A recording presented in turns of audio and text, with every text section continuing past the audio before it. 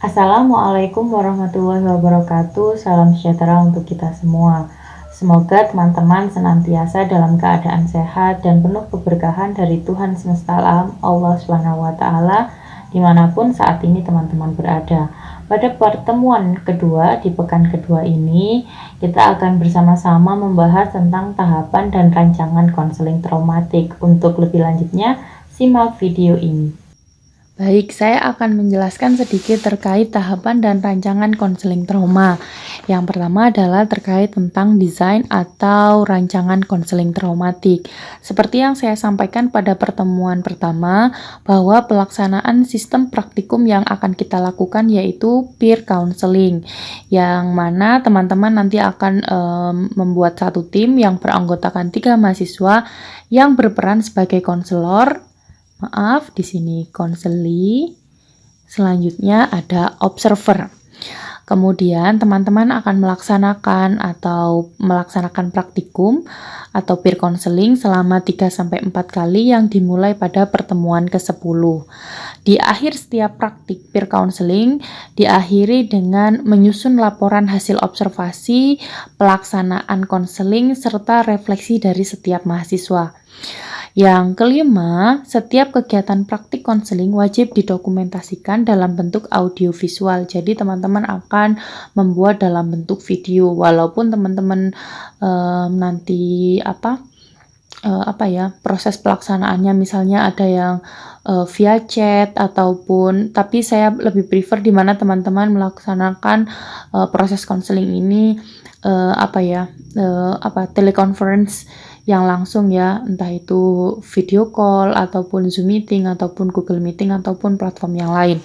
Selanjutnya, setiap tim wajib menjaga konfidensialitas dari permasalahan yang penyintas trauma yang teman-teman bantu dalam setiap anggota tim tersebut. Kemudian saya akan membahas terkait tahapan konseling trauma.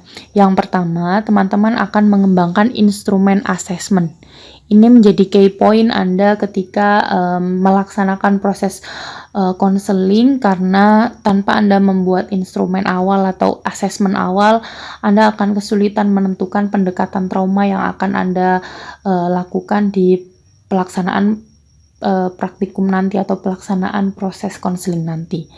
Nah, setelah Anda mengembangkan instrumen awal, Anda akan membuat yang namanya melaksanakan asesmen awal berdasarkan instrumen yang sudah Anda kembangkan.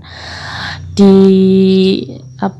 pelaksanaan selanjutnya, teman-teman akan mendesain intervensi konseling berdasarkan asesmen awal yang sudah Anda lakukan. Data awal yang Anda peroleh tentang konseli Anda yaitu yang diperoleh dari asesmen awal yang telah Anda buat. Nah, Anda mau menggunakan intervensi apa, itu terserah Anda, entah Anda mau pakai psikoanalisis, CBT, ataupun pendekatan integratif. Anda sudah mempelajari pendekatan-pendekatan ini pada semester lalu ketika mata kuliah teori. Kemudian di tahap selanjutnya, teman-teman akan merancang desain evaluasi dan follow up. Jadi teman-teman nggak ujuk-ujuk setelah proses konseling and then enough, nggak ya, karena Anda ini seorang professional helper, Anda bekerja itu ada monitoring dan evaluasi dari setiap pekerjaan yang Anda lakukan, so Anda perlu melakukan sebuah evaluasi dan follow up. Dan yang terakhir, Anda menyusun laporan dari praktikum yang sudah Anda lakukan. Pada pertemuan kedua ini, saya headline bahwa yang Anda lakukan yang pertama adalah menentukan dengan siapa Anda akan berpasangan. Dalam hal ini Anda membentuk tim di mana di dalam satu tim tersebut ada 3 orang seperti yang saya sampaikan di awal. Nanti akan secara bergantian berperan sebagai konselor, konseli, dan observer. Selanjutnya Anda mengembangkan media komunikasi awal dan membangun report. Karena saya paham yang mengikuti mata kuliah ini nggak semuanya satu kelas, jadi pasti ada beberapa yang mungkin nggak secara attachment kurang, pasti perlu pendekatan-pendekatan lagi dan proses pengenalan yang lebih baik sehingga terbangun raport yang baik. Dan yang selanjutnya yang perlu Anda pahami adalah ketika Anda membangun report ini, membangun komunikasi ini, membangun media komunikasi, Anda perlu melakukan identifikasi trigger. Apa itu identifikasi trigger? Yaitu mengidentifikasi, memahami, mengeksplorasi, dan mengekspresikan ingatan dan perasaan terkait dengan trauma. Nah, jadi ketika teman-teman itu menjadi seorang professional helper, utamanya terkait konseling traumatik, Anda mencoba bagaimana mengidentifikasi, memahami, mengeksplorasi terkait bagaimana si penyintas trauma itu mengekspresikan ingatan dan perasaannya terkait peristiwa trauma yang mereka alami. Nah, seringkali penyintas trauma itu mungkin menunjukkan reaksi yang tampak muncul begitu saja dan tidak proporsional dan tidak dalam intens ya, nggak banyak, nggak intens, tidak proporsional. Saya membahasakannya yaitu terkait pengalaman yang pengalaman trauma yang mereka alami dan ingatan-ingatan terkait peristiwa trauma tersebut.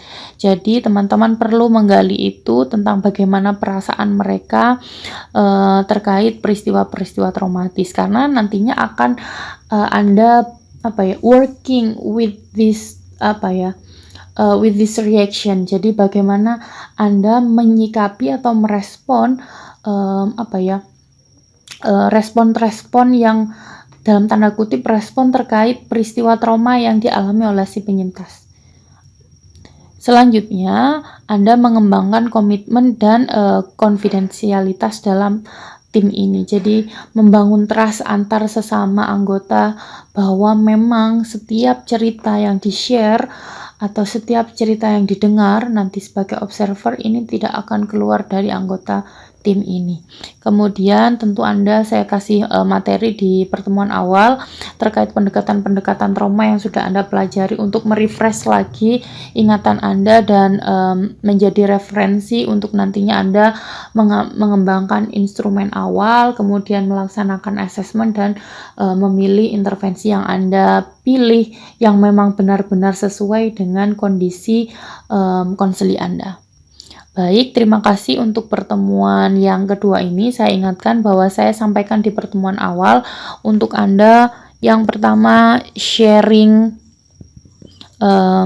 catatan harian dengan saya. Sejauh ini yang sudah sharing catatan harian itu ada Umi, ada Sherina, ada Lia, dan ada Cynthia dan Aulia.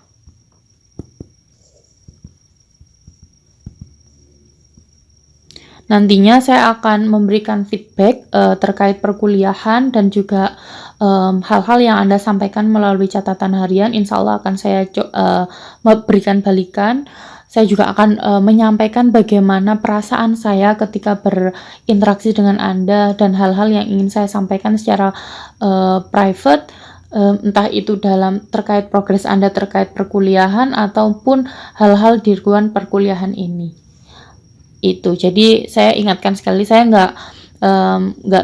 saya tidak membuat submission tugas terkait sharing catatan harian ini, karena ini bukan sesuatu keterpaksaan, just sharing aja, gitu aja. Mungkin itu, terima kasih, semoga bermanfaat. Saya mohon maaf apabila ada kekeliruan. Saya akhiri, wassalamualaikum warahmatullahi wabarakatuh, dan have fun semuanya, selamat belajar.